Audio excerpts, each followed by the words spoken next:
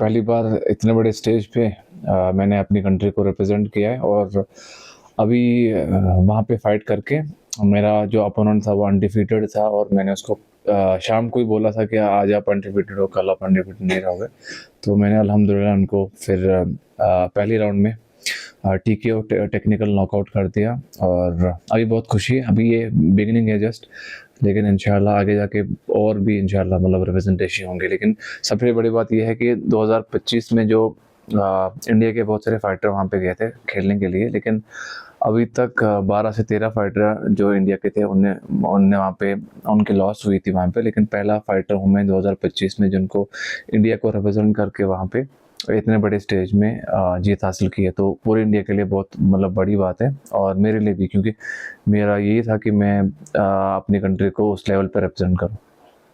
जी, बिल्कुल। जब हम मैच खेलते हैं उससे पहले हम प्रिपरेशन करते हैं 3 महीने 4 महीने ट्रेनिंग कैंप के लिए और हर दिन हम डिसिप्लिन के साथ, कंसिस्टेंसी के साथ, हार्ड वर्क के साथ ट्रेनिंग करते हैं।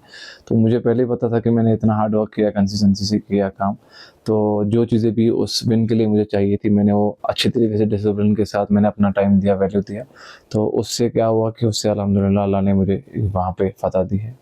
जी, पुलवामा के लिए यही कि मतलब जब मैं फ़ाइट कर रहा था उस टाइम पे मुझे बहुत सारे लड़के जो मिले, जो जिनने मुझे फ़ोन किया, वो कह रहे थे हम इंतज़ार कर रहे हैं आपकी फ़ाइट का। उसने भी मुझे बहुत मोटिवेट किया कि अभी जनरेशन को जिसको पता ही नहीं था कि martial arts, mix martial art होता क्या, क्रिकेट का पता था, बाकी चीज़ों का नहीं पता था।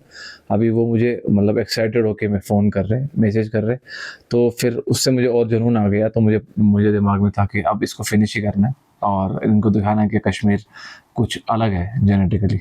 कोई भी लड़का जो ट्रेनिंग करना चाहता है और फाइटिंग करना चाहता है या किसी इसी फील्ड में आना चाहता है स्पोर्ट्स की, उसको चाहिए कि वो अच्छे कोच के पास ट्रेनिंग करे, अपना टाइम दे। मतलब अगर वो स्टडी करना चाहता है तो स्टडी करे, अगर वो फुल टाइम कोई स्पोर्ट्स में जाना चाहता है तो फुल टाइम उस पर काम करे। क्योंकि यहाँ पे क्या है कि यहाँ पे लोग स्टडी करते हैं, स्पोर्ट्स के लिए जाते हैं और स्पोर्ट्स में जाने के बाद वो 2-3 दिन में या 4 दिन में, 5 दिन में बोलते हैं कि हमें वहाँ से अर्न नहीं हो रहा है कुछ। तो आपको पहले टाइम देना पड़ेगा 3 से 4 साल, 5 साल, उसके बाद वहाँ से कुछ अर्न होगा। तब तक आपको बस यहाँ से इन्वेस्ट करना पड़ेगा। तो इन्वेस्टमेंट के लिए तैयार हो जाओ और अपने टाइम और अपने पैसे सब के लिए तैयार हो जाओ, उसके बाद वहाँ से चीज़ें आएगी इंशाल्लाह। मैंने कज़ाकिस्तान में की थी, वहाँ पे कज़ाकिस्तान में जाके मैंने उनको डोमिनेशन से विक्ट्री हासिल की थी। उससे पहले इंडिया वर्सेस अफगानिस्तान की एक फ़ाइट थी, वहाँ पे भी अल्हम्दुलिल्लाह मैंने 3 राउंड करके किया था। और आज जो यहाँ पे चाइना में फ़ाइट थी इंडिया वर्सेस फिलीपींस की, वहाँ पे मैंने पहले राउंड में उसको फिनिश किया है। और डे बाय डे मतलब वो बहुत सारा वो एक्सपीरियंस मिल रहा है, एक्सपोजर मिल रहा है